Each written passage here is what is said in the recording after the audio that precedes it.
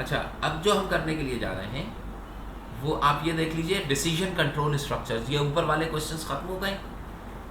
ये डिसीजन, अच्छा ये इनका भी सोल्यूशन मैंने दिया हुआ है वीडियो के अंदर, तो जब मैं ये अपलोड करूँगा तो आप इनका सोल्यूशन वीडियोस में देख लीजिएगा। ये तमाम ऑलमोस्ट वही क्वेश्चन है जो हम एग्जाम में वो स्कूल में हम कर चुके हैं उस टाइम के ऊपर। अच्छा, डिसीजन कंट्रोल स्ट्रक्चर में देख रहा हूँ इफ देन एल्स और नेस्टेड इफ देन एल्स, यानी कि इफ और एल्स के डिसीजन कंट्रोलिंग वो है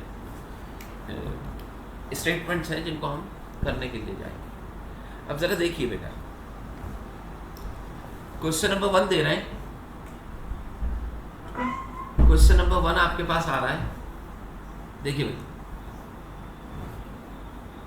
कह रहे हैं integer a is equal to 300। a की वैल्यू 300 के बराबर है, b की कोई वैल्यू नहीं है, c की भी कोई वैल्यू नहीं है, यानी कि a b c 3 variables define कर रहा हूँ। a के अंदर मैं मूव करा रहा हूँ किस चीज़ को, 300 को, जबकि b और c के अंदर गार्बेज वैल्यूज पड़ी हुई है। कोई भी वैल्यू है लेकिन रैंडम वैल्यू मुझे पता नहीं है कौन सी। अब बताओ यहाँ पे क्या कह रहा है, ये कहता है a इज ग्रेटर देन, अगर a ग्रेटर देन और इक्वल टू 400, अब बताइए ट्रू है फॉल्स है। आप इसको देखें a इज ग्रेटर देन, तो ये आपको फॉल्स दिखाई देगा क्योंकि a की वैल्यू क्या है 300 है, तो 400 से ज़्यादा तो है नहीं, तो ये फॉल्स हो गया। देखिए इफ़ के बाद जो स्टेटमेंट लिखी होती है वो इफ़ की बॉडी कहलाती है, यानी कि उसको एग्जीक्यूट करना चाहिए। अगर ये कंडीशन फॉल्स होगी तो ये इधर नहीं आएगा, बल्कि कौन सी स्टेटमेंट पे आ जाएगा, सी पे। बी एग्जीक्यूट नहीं होगी। समझ में आ रही बात? तो कौन सी एग्जीक्यूट होगी, सी। तो सी के अंदर क्या है, यानी कि वेरिएबल ए के अंदर पड़ा हुआ है क्या चीज, 300। वेरिएबल बी और वेरिएबल सी के अंदर अभी गार्बेज वैल्यूज या अननोन वैल्यूज। बी स्किप कर गया, बी के अंदर जो गार्बेज वैल्यू थी वही रहेगी, सी के अंदर क्या आ जाएगा, 200 आ जाएगा। तो जब मैं प्रिंट कराऊंगा तो ए में क्या प्रिंट होगा, 300, सी में क्या प्रिंट होगा, 200, और बी में एक गार्बेज वैल्यू प्रिंट होगी। समझ रहे हैं? गार्बेज वैल्यू प्रिंट होने का मतलब क्या है कि कोई भी स्पेसिफाइड वैल्यू जो भी होगी वो प्रिंट हो जाएगी। अब ये बताइए कि आगे जाके ये प्रिंट एफ कर रहा है किस चीज़ को, एक बी की वैल्यू को प्रिंट कर रहा है और एक सी। तो बताइए बी की जगह एक गार्बेज वैल्यू आएगी और सी की जगह क्या आएगा, 200 आएगा। देखें B will contain some garbage value contain करेगा and C will be equals to 200। तो ये इसका आउटपुट है। तो इसका मतलब क्या है, कंडीशन फॉल्स हुई तो उसने स्टेटमेंट या बॉडी को क्या कर दिया, स्किप कर दिया। अब देखो यहाँ पे एक खास बात, तुम यहाँ पे देखो इस प्रोग्राम में, इस जगह पे अगर आप देखें तो आपके पास यहाँ पर इस सिचुएशन में देखिए कोई ब्रैकेट्स यहाँ पे नहीं बने हुए। यहाँ पे किसी किस्म के ब्रैकेट्स, मसलन अगर यहाँ पे मैं ब्रैकेट ओपन करता ये वाला और यहाँ पे ये वाला ब्रैकेट क्लोज कर लेता तो मुझे समझ में आता कि हाँ भाई ये इफ की बॉडी हो गई। अगर आपने ब्रैकेट्स नहीं बनाए हैं तो जो वेरी फर्स्ट स्टेटमेंट होगी वही स्टेटमेंट इसकी बॉडी कंसीडर की जाएगी। अगर आपने ब्रैकेट बना दिए तो इसका मतलब है आप बता रहे हैं, अगर आपने नहीं बताया तो very next statement is the body of if statement. ठीक है, नेक्स्ट देखें सर। हाँ मेरा बेटा। सर बी की गर्मी सर अगर उसने ब्रैकेट के बाद सेमीकोलन डाला होता, ब्रैकेट के बाद सेमीकोलन, देखो मैं बताता हूँ, ये आगे क्वेश्चन आएंगे। अभी तो ये बिल्कुल सही स्टेटमेंट के ऊपर लिखा गया। देखो अगर ये लिखता if a is less than और इक्वल टू 400 और यहां पे सेमीकोलन डाल दिया होता, यहां पर सेमीकोलन अगर ये डाल लेता a इस पोजीशन पे, अगर ये इस पोजीशन पे सेमीकोलन डाल रहा है तो इसका मतलब क्या है कि इफ स्टेटमेंट स्टार्ट हुई है और स्टार्ट हो गई, यहां पे क्या हो गई, एंड भी हो गई, यानी कि इफ स्टेटमेंट में कोई भी एक्शन परफॉर्म नहीं किया। अगर ये यहां पे डाल देता ना तो इसका मतलब क्या है, फिर ये वाली statement as a separate statement mark होती, बी में भी वैल्यू चली जाती, सी में भी चली जाती है, और फिर प्रिंट क्या होता, ए में 300 प्रिंट होता, बी में भी 300 प्रिंट होता और सी में 200। इसका मतलब क्या है कि किसी भी स्टेटमेंट के एंड पे अगर मैं सेमीकोलन डाल देता हूँ तो इसका मतलब क्या है कि इस स्टेटमेंट को मैंने यहाँ पर बगैर किसी बॉडी के क्या कर दिया है, एंड कर दिया। ये नीचे आएगा तो इसमें। अच्छा अब आप आगे सर ये गार्बेज वैल्यू, गार्बेज का मतलब ये हुआ कि जब मैं किसी, देखिए मैं लिखता हूं इंट a और कॉमा b लिख दिया मैंने। जब इस स्टेटमेंट को कंपाइलर एग्जीक्यूट करता है तो आपकी मेमोरी में वो एक सर्टेन लोकेशन मार्क कर देता है, किस नाम से, ए के नाम से। एक लोकेशन यहाँ पे मार्क कर दी, किस नाम से, बी के नाम से। अब ये बताओ, जब ये लोकेशन मार्क करेगा तो यहाँ पे जिस वक्त मार्क की गई है यहाँ पे कुछ ना कुछ तो होगा ही ना, यहाँ पे मार्क की गई है यहाँ पे कुछ ना कुछ तो होगा ही ना। तो जो इसकी प्रीवियस वैल्यू, मसलन मेमोरी जो होती है वो कोई खाली तो नहीं होती ना, मेमोरी में तो डाटा पहले से लिखा हुआ होता है। जब आप स्पेस को रिजर्व करते हैं तो ये बिल्कुल ऐसा ही है कि जैसे कॉलोनी है, उस कॉलोनी में हर जगह पे घर बने हुए हैं। अब आपको एक ज़मीन अलॉट की गई है कि आप अपना घर बनाइए।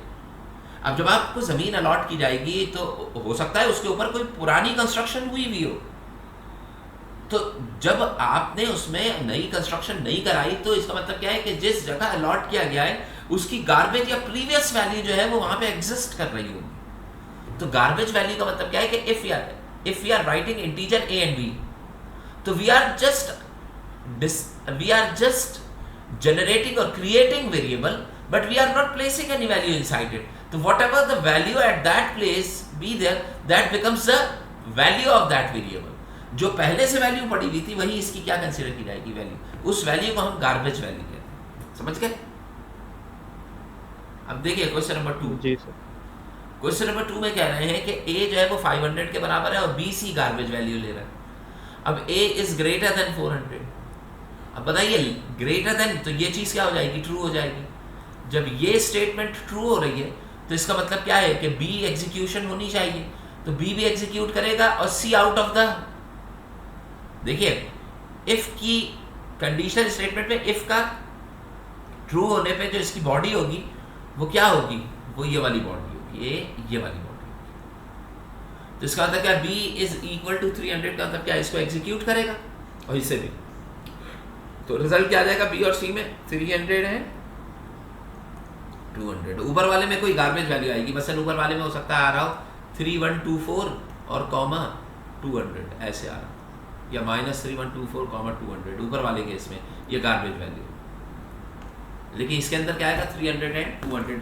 गार्बेज का मतलब क्या है कि यूजर को उस वैल्यू का पता ही नहीं है कि है कौन सी। अब देखिए अगला, देखिए आउटपुट 300 200 आएगा।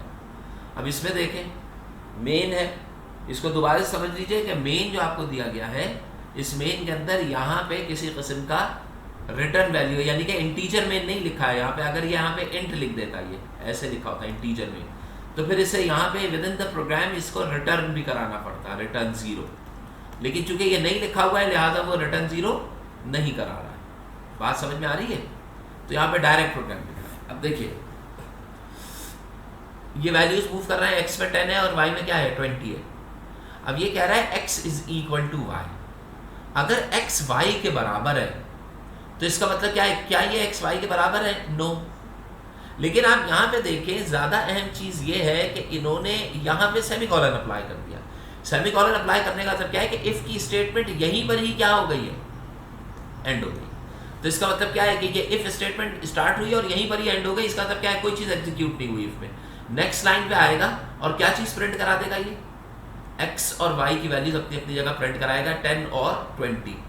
समझ में आ रही बात? अब बज़ाहिर देखने में अगर तुम देखो, अगर मैं यहाँ पर क्या चीज़ नहीं लिखता, ये सेमीकोलन यहाँ से मैं हटा देता, यहाँ पे मैं सेमीकोलन नहीं लिखता, तो आप देखते हैं कि if a is equal to x is equal to y, ये फॉल्स होता। तो इसका मतलब क्या है कि this statement become the body of if, ये इसकी बॉडी बन जाती। जब ये इसकी बॉडी बनती तो ये इस स्टेटमेंट को स्किप करता और नीचे आके एग्जिट कर देता, तो किसी भी किस्म की कोई भी चीज़ प्रिंट नहीं होती। तो बज़ाहिर देखने में आपको ऐसा लगेगा, लेकिन इन्होंने यहाँ पे छोटा सा क्या डाला हुआ है, यहाँ पे जो इन्होंने अप्लाई किया है, यहाँ पे इन्होंने क्या चीज़ अप्लाई किया हुआ है, सेमीकोलन। तो सेमीकोलन उसको क्या कर देगा, ख़त्म कर देगा। आगे चलिए, अब यहाँ पे देखिए x की वैल्यू क्या दे रहे हैं, 3 और y की वैल्यू 5। अब बताइए if x is equal to 3, अब सेमीकोलन नहीं है, इसका मतलब क्या है कि ये इसकी क्या होगी, बॉडी होगी। अगर x 3 हो तो ये एग्जीक्यूट कर जाए, वरना ये एग्जीक्यूट करे। अब एल्स का मतलब क्या हो गया, वरना। इसका मतलब क्या है कि whether the statement this one will execute और दिस वन, दोनों नहीं एग्जीक्यूट होंगे एक वक्त में, एक ही एग्जीक्यूट, क्योंकि एल्स स्टेटमेंट आ गई है। यहाँ पे इफ के साथ इन्होंने क्या लिख दिया, एल्स। तो अब बताइए एग्जीक्यूशन कैसे होगी, x इज इक्वल टू 3, ये ट्रू हुआ, तो ट्रू होने का मतलब क्या है कि ये पहली स्टेटमेंट आएगी, यानी कि क्या चीज़ प्रिंट हो जाएगा, 3 प्रिंट हो जाएगा, x3 है ना, एल्स एग्जीक्यूट नहीं करेगा और यहाँ से क्या कर जाएगा, बाहर आ जाएगा, तो योर आउटपुट वुड बी 3। अगला देखो, अब ये कह रहे हैं कि x is equal to 3, x में 3 डाला, y में 3.0 फ्लोट, y जो है वो फ्लोटिंग है और x जो है वो इंटीजर है।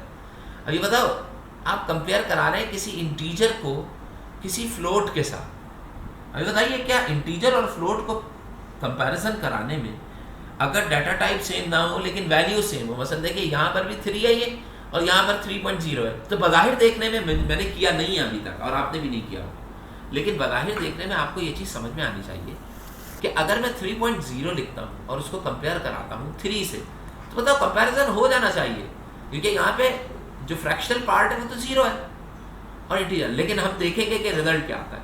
If x is equal to 3, अगर 3 होता है तो आप क्या लिखेंगे, x and y are equal. आप स्टेटमेंट प्रिंट करा देंगे कि अगर इंटीजर और फ्लोट आपस में सेम वैल्यूज रखते हैं तो इसका मतलब क्या होगा कि x और y आपस में क्या कंसीडर किए जाएंगे, इक्वल। लेकिन अगर ये इनका कंपैरिजन डिफरेंट डाटा टाइप्स पे नहीं होता, यानी कि अनइक्वल कहलाते हैं, तो दूसरी स्टेटमेंट अनइक्वल वाली प्रिंट हो जाएगी। तो देखिए आपके पास प्रिंट क्या हो रहा है, यहाँ पर जो प्रिंटिंग स्टेटमेंट आ रही है वो क्या आ रही है कि x and y are equal.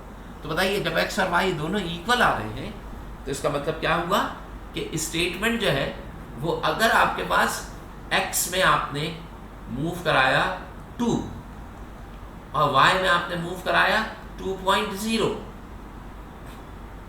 ये दोनों क्या होंगे, ये फ्लोट है तो ये क्या हो जाएंगे, दोनों इक्वल हो जाएंगे। अगर इक्वल स्टेटमेंट आएगी तो ये कंपैरिजन जब x is equals to y में करूंगा तो इसका आउटकम या रिजल्ट जो होगा वो क्या आ रहा होगा, ट्रू आ रहा। समझ में आ रही बात। अच्छा अगर मैं y में मूव कराता खाली 2 नहीं खाली 2, तो बताइए y में जब 2 मूव होता तो y के अंदर वैल्यू क्या आती, 2.0, तो उस वक्त भी कंपैरिजन में रिजल्ट क्या आ रहा होता, ट्रू ही आ रहा होता। अच्छा अगली स्टेटमेंट देखिए, हाँ कहिए कहिए कहिए।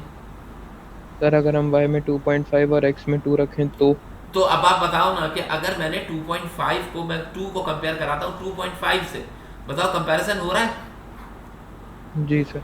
अबे नहीं हो रहा ना भाई, जी सर कंपैरिजन करवा तो रहा हूँ, लेकिन क्या ये दोनों चीजें इक्वल हैं? नो भाई, 2.5 is greater as compare to 2। अब ये बताओ कि मैं क्या x वेरिएबल जो कि इंटीजर टाइप का है, क्या मैं इसमें 2.5 डाल सकता हूँ? मैंने एक इंटीजर टाइप का वेरिएबल लिया x, इसमें डाल दिया 2.5, फिर मैंने एक फ्लोट टाइप का वेरिएबल लिया y और इसमें भी डाल दिया क्या चीज, 2.5, और नीचे मैंने स्टेटमेंट लिखी if x is equal to y। अब बताओ इसका आंसर ट्रू आना चाहिए या फॉल्स, बहुत बताओ।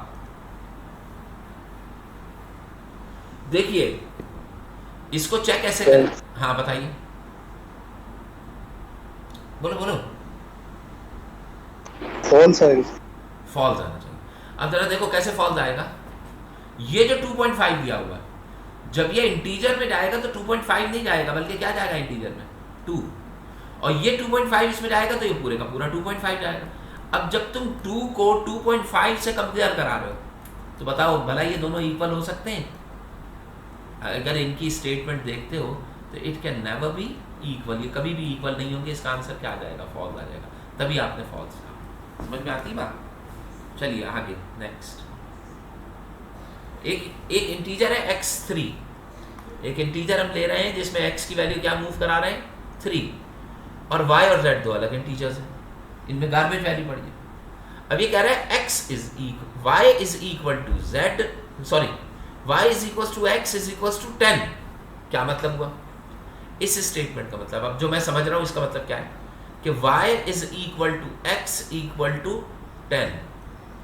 इसका मतलब क्या है कि ये सबसे पहले लेफ्ट साइड से चलेगा। 10 की वैल्यू किस में मूव करेगा, ये x में, तो x की प्रीवियस वैल्यू क्या थी, 3 थी।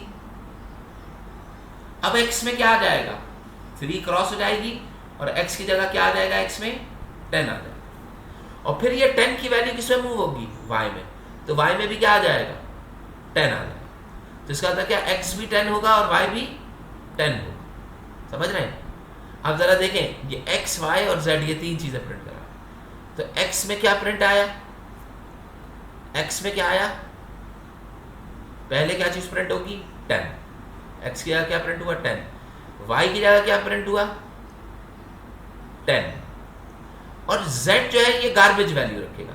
तो यहां पे हो सकता है इनकी गार्बेज वैल्यू क्या आ रही हो, 0 आ रही है, ये कोई भी अननोन वैल्यू हो सकती है, ये यहाँ पे जो प्रिंट कर रहा है ये कौन सी वैल्यू है, गार्बेज वैल्यू, ये आपके पास आउटकम आ जाएगा रिजल्ट। सही?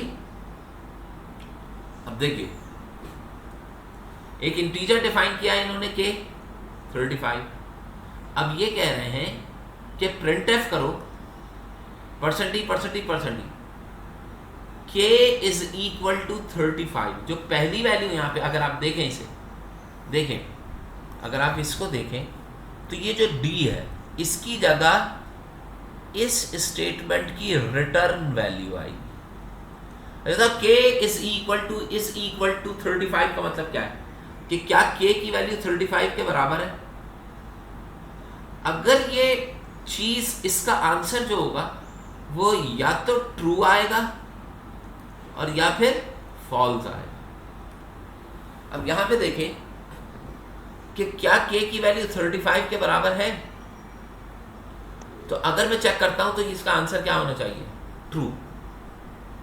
ठीक है, अगर आंसर देखो, अब यहां पे थोड़ा सा दिमाग में बिठा लेने की या रट्टा मार लेने की है कि अगर आंसर ट्रू हुआ तो 1 नहीं होगा, बल्कि आंसर क्या आ रहा होगा, ये रिटर्न क्या करेगा 0, और अगर फॉल्स हुआ तो रिटर्न क्या करेगा 1। ये चीज ध्यान में रखिए। अब देखिए, ये चीज जाहिर कर रही है k इज इक्वल टू 35 के कंपैरिजन कराया जा रहा है k को। तो बताइए, कंपैरिजन के ऊपर इसका आंसर क्या आएगा, ट्रू, तो रिटर्न वैल्यू क्या होगी 0, तो इसका मतलब क्या आएगा, आंसर क्या रिटर्न होगा 0। समझ में आई बात बेटा, आंसर क्या रिटर्न होगा 0। सेकंड स्टेटमेंट देखिए, ये वाली स्टेटमेंट देखिए, इस स्टेटमेंट में k के अंदर वैल्यू क्या डाली जा रही है 50। बताइए, k में जब वैल्यू डाली जा रही है तो इसकी कोई रिटर्न वैल्यू तो हो ही नहीं रही, इसका मतलब क्या है कि वेरिएबल k है और उसके अंदर वैल्यू को कौन सी मूव करा रहा हूं 50, तो जो रिटर्न वैल्यू होगी k की, वो रिटर्न वैल्यू वही 50 होगी जो k में प्लेस की जा रही है। यहां पे तो कंपैरिजन कराया जा रहा, लेकिन यहां पे वैल्यू क्या करना है, हम प्लेस करना है वैल्यू। तो जो वैल्यू प्लेस तुमने कर दी वही k की वैल्यू होगी और वही k की रिटर्न वैल्यू होगी, तो आपके पास यहाँ पे आंसर क्या आ जाएगा 50 आ जाएगा। समझ में आ रही बात? सर इसमें जो कंपेयर कर रहे हैं 35 के साथ, वो तो सही हो गया, तो 1 आना चाहिए ना सर। हाँ बिल्कुल सही कह रहे हो तुम, लेकिन मामला ये है कि सी लैंग्वेज के अंदर अगर स्टेटमेंट कंपैरिजन पे ट्रू होती है तो 0 देता है, और अगर फॉल्स होगी तो आंसर क्या देगा, ये उल्टा दे रहा होता है यार, बस अब इसे ऐसे ही रट्टा मारो, क्योंकि उसी के रिलेटिवली रिजल्ट आ रहा है। ये हम करके, अगर या इंटरनेट के ऊपर, अगर उसके ऊपर लैंग्वेज के ऊपर करके देखेंगे तो आपको समझ में आ जाएगा। ये अभी मैं कर लूँ या आखिरी क्वेश्चन डिस्कस कर लें, तो मैं ये अभी आपको लिख करके भी दिखा देता हूँ। ठीक है, यहाँ तक बात समझ में आई। अब ये कह रहा है k की वैल्यू 50 हो गई ना यहाँ पर। अब अगली स्टेटमेंट आपको क्या दे रहा है, k is less than 40। k is less than का मतलब क्या है, ये फिर से कंपैरिजन आ गई। तो बताओ k की वैल्यू तो है 50, सॉरी ग्रेटर देन, k की वैल्यू है 50, तो 50 इज ग्रेटर देन 40। क्या 50 ग्रेटर देन 40, तो ये चीज क्या है, अगेन इट इज ट्रू। तो ट्रू का मतलब क्या है कि ये रिटर्न करेगा क्या चीज, 0 रिटर्न करेगा। तो देखिए आपके पास दोबारा से ये रिटर्न क्या हो गया 0, तो आउटपुट क्या आएगा 0 50 0। तो इसको इस तरीके से रीड करेंगे। अच्छा, इसका फायदा क्या होगा, देखो जब हम नॉर्मली प्रोग्राम बना रहे होते हैं ना, तो इस तरह के सिनेरियोज हमारे पास नहीं आ रहे होते, लेकिन अगर मेरे पास इस तरह की स्टेटमेंट्स दी गई हैं और मैं उनको समझ रहा हूँ, पढ़ रहा हूँ, सीख रहा हूँ कि आउटपुट क्या आ रहा है, और मुझे निकालना आ गया कि भाई इस स्टेटमेंट का आउटपुट क्या होगा, और वो मैं सही निकाल रहा हूँ, समझ रहा हूँ, तो इसका मतलब क्या है कि मैं अपनी प्रोग्रामिंग की स्किल्स को इन्हांस कर रहा हूँ, मुझे कंपैरिजन का कॉन्सेप्ट और क्लियर हो। समझ रहे हैं? अब मैं यहाँ पे ये स्टेटमेंट जो है ना, ये मैं एग्जीक्यूट करके आपको दिखा देता हूँ। यहाँ पे हम अपनी क्लास जो है उसको